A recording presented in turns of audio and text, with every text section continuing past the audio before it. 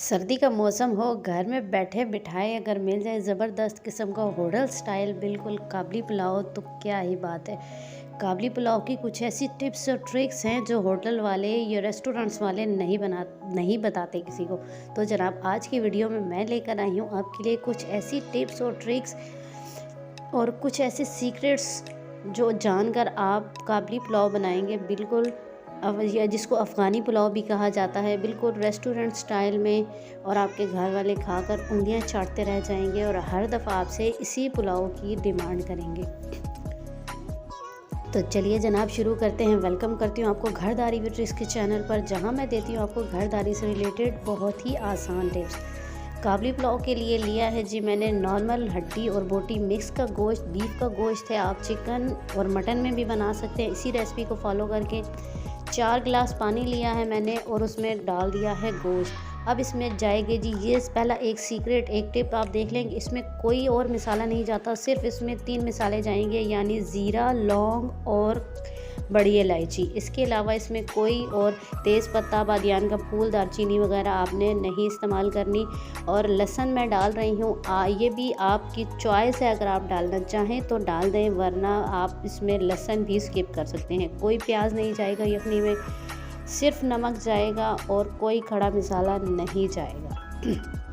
क्योंकि काबली पुलाव जो होता है बहुत लाइट होता है, बहुत मज़े का होता है।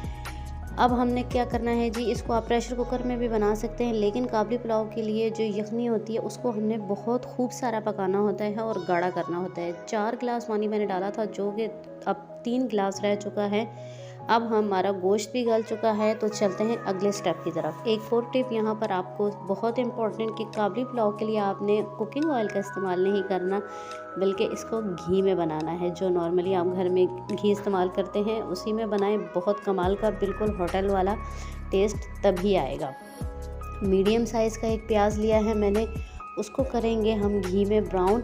और प्याज को ब्राउन करने के हवाले से ये यहाँ पर एक सीक्रेट बता दूँ कि प्याज को आपने नॉर्मल पुलाव की तरह बहुत ज़्यादा ब्राउन नहीं करना है, बल्कि लाइट ब्राउन छोड़ना है।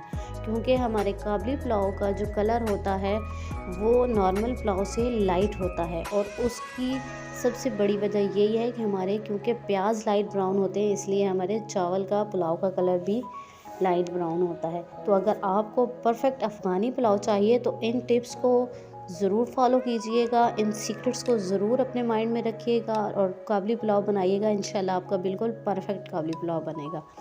तो जनाब देखिए, प्याज हमारे ब्राउन हो चुके हैं। यहीं पर आपसे एक रिक्वेस्ट करती चलूँगी, जहाँ पर जो चीज़ आपको अच्छी लगे लाइक का बटन ज़रूर दबा दीजिएगा, साथ कमेंट करके मेरी हौसला अफजाई कर दीजिएगा।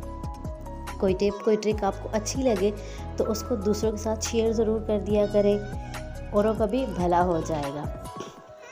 गोश्त हमारा गल चुका है, अब हमने यखनी में से गोश्त को स्ट्रेन करके अलग कर लेना है और इस प्याज के साथ हमने अच्छा सा इसको भून लेना है। भूनने से मुराद ये है कि 4 से 5 मिनट आपने मीडियम फ्लेम पर इसको भुनाई करनी है, ताकि इसका कलर भी बहुत अच्छा सा आ जाए और इसकी खुशबू भी निखर कर आ जाए। अब हमने इसमें अपनी यखनी मैयर करके डाल देनी है। 3 गिलास मैं बना रही थी चावल, जो कि मैंने पहले से भिगो के रख दिए थे, और 3.5 गिलास पानी मैं इसमें डाल रही हूँ। काबली पुलाव की एक और ख़ासियत ये होती है कि थोड़ा सा खड़ा होता है, इसका एक एक चावल निखरा हुआ होता है। अच्छा जी, आ जाते हैं अब अगले स्टेप की तरफ कि कुछ लोग इसमें चीनी डालते हैं, कुछ नहीं डालते। तो क्या अफ़गानी पुलाव में चीनी होती है? तो जनाब, रेस्टोरेंट्स में आप जाएँ तो कहीं आपको चीनी के बगैर भी मिल जाएगा, लेकिन काबली और या अफ़गानी पुलाव जो होता है, इसकी ख़ासियत ये होती है कि ये थोड़ा सा मीठा फ्लेवर देता है। तो वो मीठा फ्लेवर लाने के लिए हमने चीनी डालनी है, लेकिन कैसे डालनी है? जी हाँ, तो मैं यही टिप आपको इसी वीडियो में बताने वाली हूँ कि चीनी को हमने करना है कैरमलाइज़। कैरमलाइज़ करने के लिए 2 टेबलस्पून चीनी ली है मैंने, और इसको सिंपल अपने पैन में हमने इसको बिल्कुल लो फ्लेम पर कैरमलाइज़ करना है। आपने परेशान नहीं होना, आपकी चीनी नहीं जलेगी, बिल्कुल हल्की आंच रखनी है। आपने दम वाली आग जो होती है, और पहले आपकी चीनी थोड़ी सख्त होगी और उसके बाद वो मेल्ट होना शुरू हो जाएगी। जैसा कि आप देख सकते हैं, मैंने वीडियो में अपने हर स्टेप को कवर करने की कोशिश की है ताकि आपका खूब सा भला हो जाए।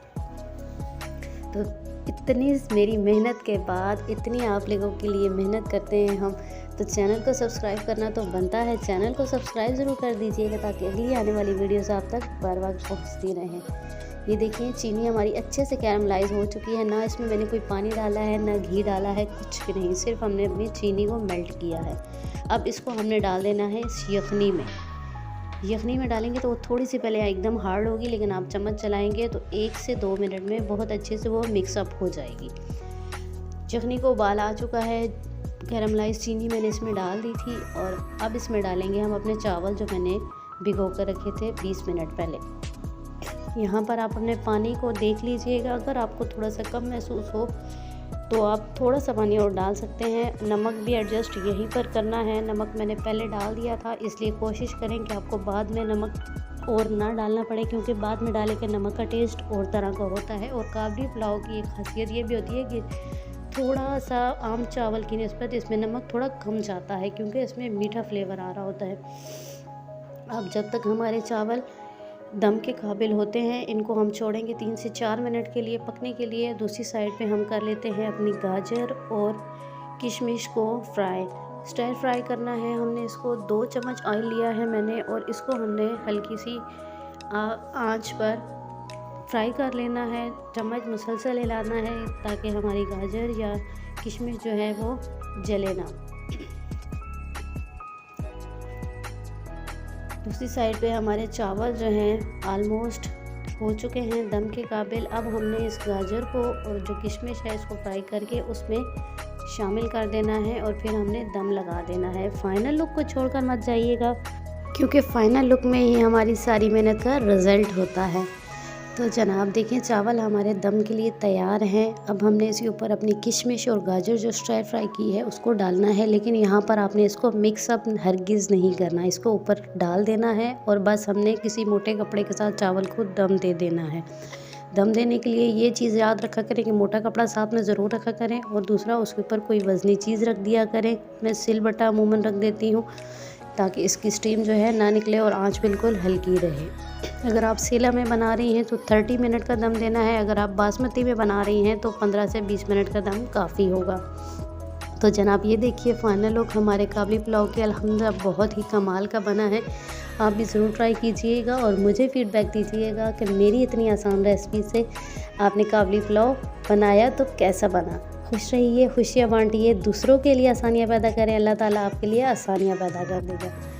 मुझे दीजिए इजाज़त अगली वीडियो तक। अल्लाह हाफिज़।